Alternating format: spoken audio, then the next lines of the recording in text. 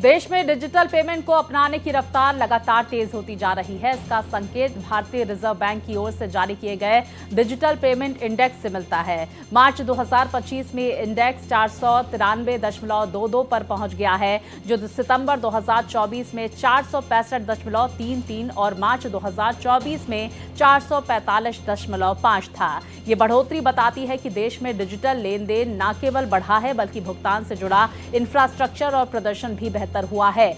RBI ने इस index की शुरुआत जनवरी 2021 में की थी, ताकि पूरे देश में डिजिटल भुगतान के स्तर को मापा जा सके।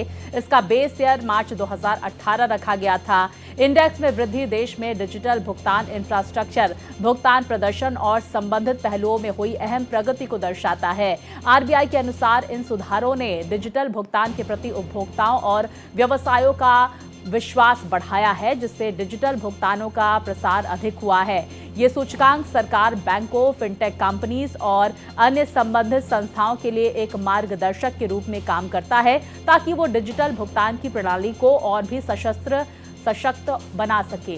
तो आरबीआई डीपीआई के 5 प्रमुख पैरामीटर हैं, मसलन पेमेंट एनेबलर्स 25% वेट। ये वो तकनीकी और प्रशासनिक साधन है जो डिजिटल भुगतानों को सक्षम बनाते हैं। Payment infrastructure demand side factors 10% weight. ये उपभोक्ताओं की ओर से डिजिटल भुगतान प्रणाली को अपनाने की दर और सुविधा को मापते हैं। तो payment infrastructure supply side factors 15% weight. ये देश भर में डिजिटल भुगतान की सुविधा देने वाले संस्थाओं, बैंकों और व्यापारियों की संस्था को मापते हैं।